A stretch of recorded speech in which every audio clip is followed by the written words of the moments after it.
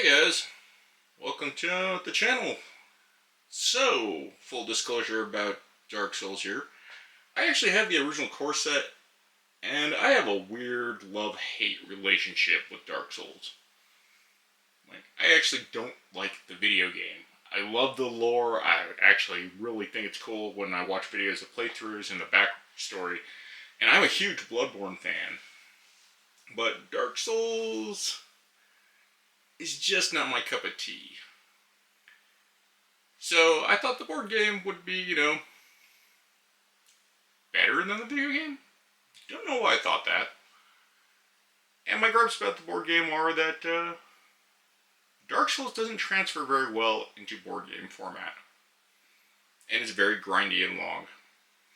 So when I heard Steamforge was re-releasing the core set, and they said they were going to fix a lot of the stuff in gameplay that people didn't like, which honestly the fan base community has already done, I was intrigued.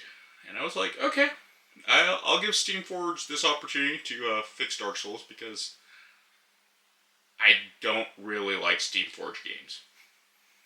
I'm going to flat out say it that I think they are a terrible, terrible game company. But other than that, let's get to this unboxing and let's see what they actually improved. So first off, I kind of feel like this is a money grab because this is a core set that's half the size of the original and yet somehow costs just as much. So on the back here, we'll see our parts.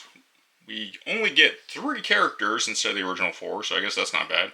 But as far as the miniatures, 3, 4, 7, 9, 11, 13 versus the original core, which I gotta go dig out because I have it buried. But I will do a comparison of that later in the video. So yeah, half the thickness.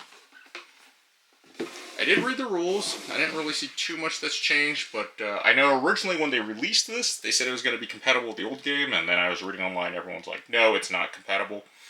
And I see where some of it's changed. But I think it's still compatible because even down here it tells you that if players have a copy of the board game or an expansion and additional characters, this game can be experienced up to 4 players. Now, I don't know if that affects gameplay because Steamforge isn't changing the expansions. So I'm really confused how this actually changes that much. That or Steamforge is lying. And I can see that being more of the reality of the truth. But the new thing I noticed is the encounter cards are set up like this now.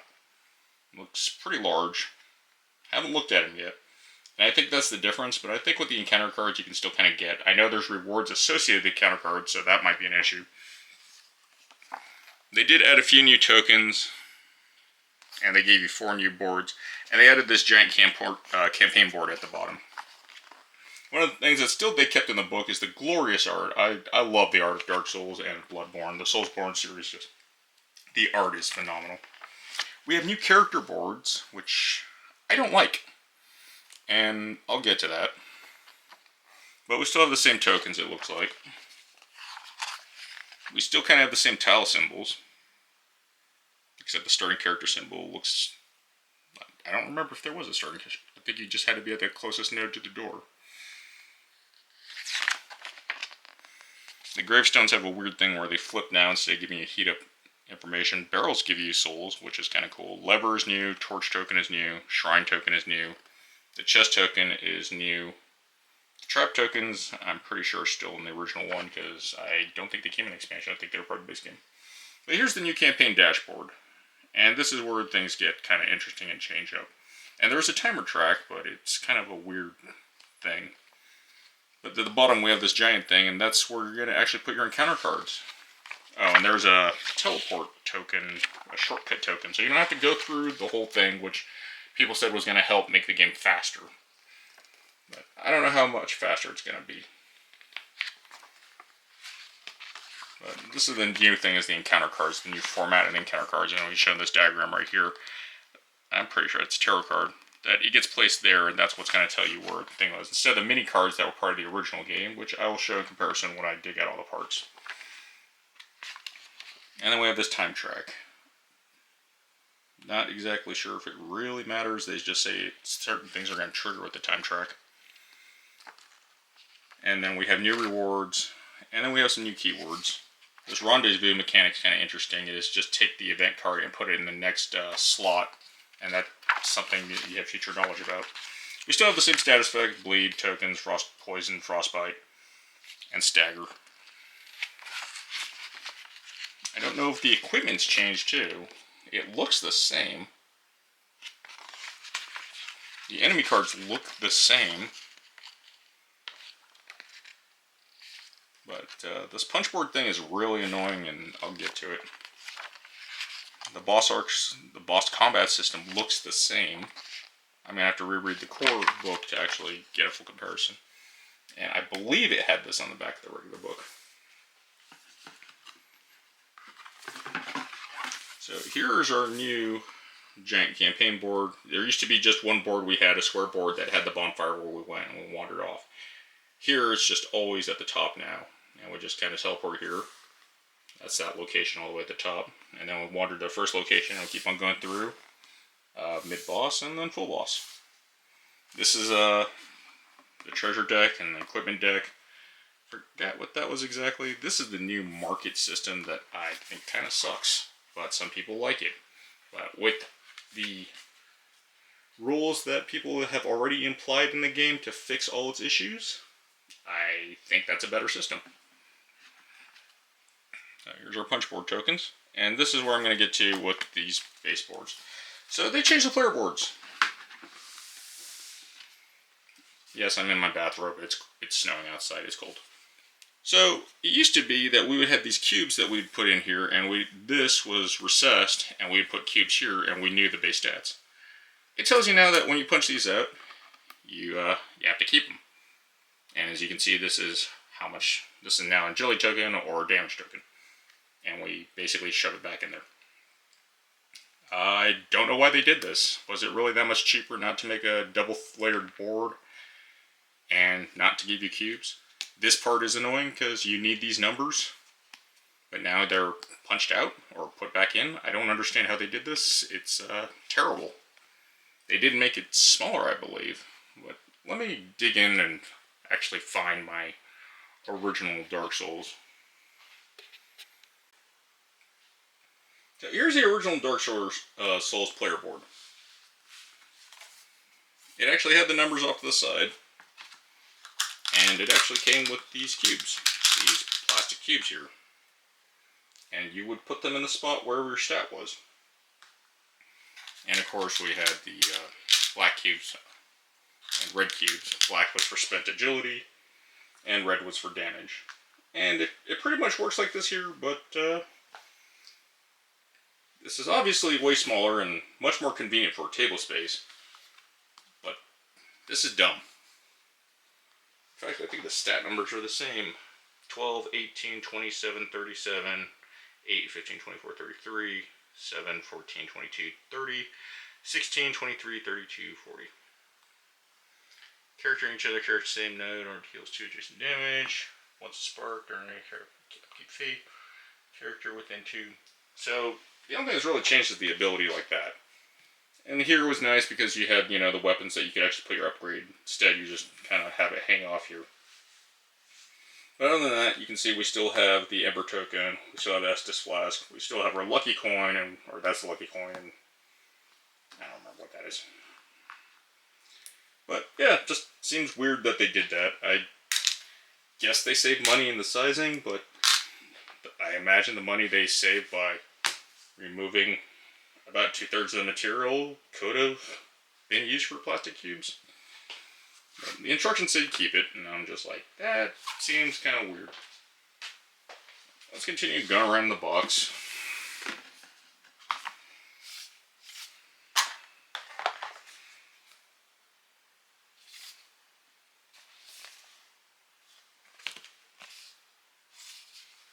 Doesn't even have any token?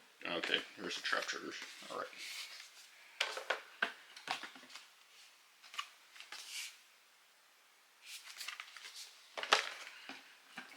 We have our new tiles.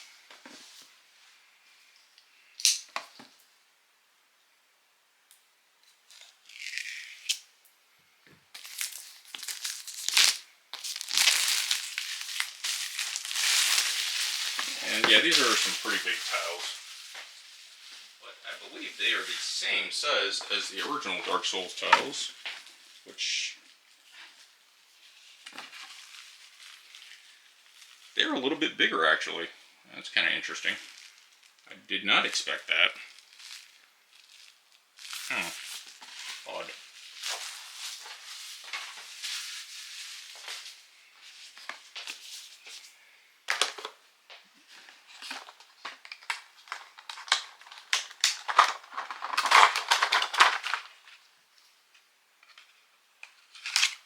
At least the miniatures are packed much better than the original.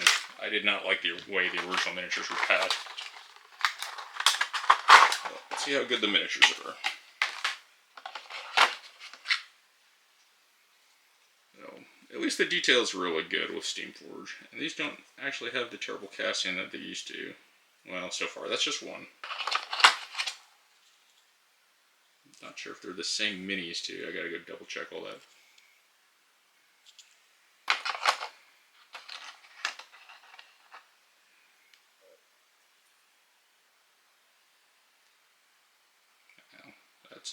That's pretty warped. That's probably like the worst arrow ever. Shoots around corners. Let's see how the one next to it is. Okay, this one's nice and straight. So, some minor production error stuff, but it's kind of normal with any miniatures in a game.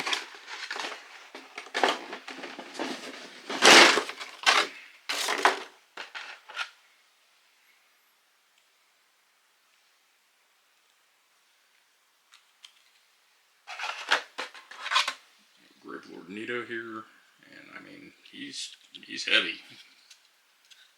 and the detail on him is really good. I mean he looks good, and I think that's where a lot of Steamforge's problems are. They put a lot of effort into the minis and very little effort into the game, and that's one of the reasons I just don't like them. They kind of follow the CMON rule.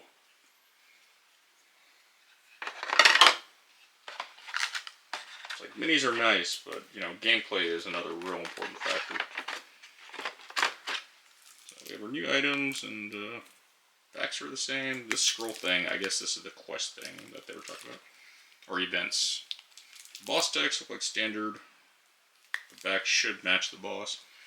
And here is, instead of using our little mini card that told us the setup, we now have these.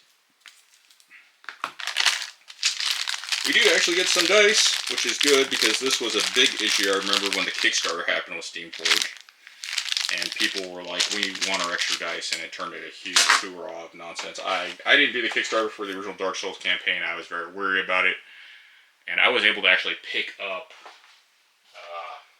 a lot of people's Kickstarter's pledge, because it took forever to get the full Dark Souls wave, and a lot of people were just not happy in selling it, and then a lot of people just said the game was terrible. But I figure I'd give it a try, because I really like the lore of Dark Souls. The game is too slow for me in video game format. It's just not my cup of tea. I love Bloodborne, though, and Bloodborne is like Dark Souls, but faster. And I like that speed. But this is what's in this new core box. And I don't think it's worth it. Dark Souls is, it's a game with a lot of issues, and it has a lot of problems. And I don't think what Steamforge is doing is going to fix any of those issues. I think that the community upgrade thing, the community project upgrade, is what actually is going to fix the game more than buying another core. I think if you want to try the new campaign mechanic stuff, get more loot. And I've heard that this is the same loot from the core box, so that might not even be worth it if you already own the core box.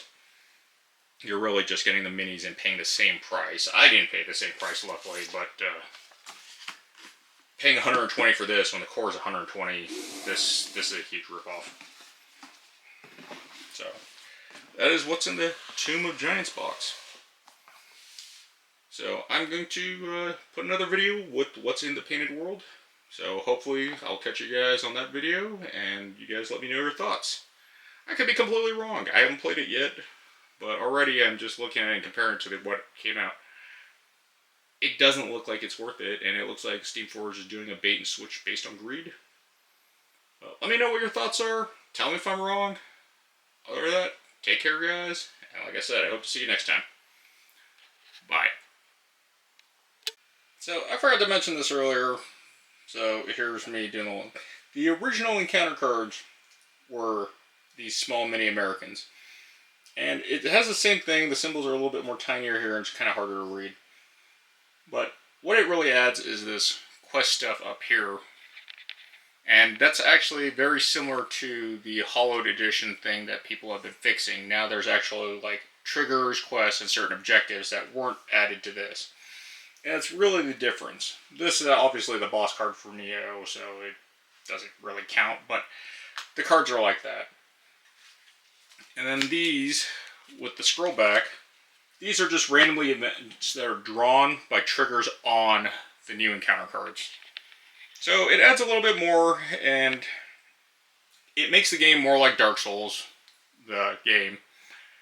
But they don't have any of these for the original stuff in the core, so I'm not exactly sure how that's going to be addressed or fixed. Maybe Steamforge will release a pack. I highly doubt it. But the fan-made stuff can be found on Board Game Geek. I will have a link in the description below. So if you're actually interested when you get the core set, if you get the original core set, check that out if it doesn't feel like it's Dark Souls.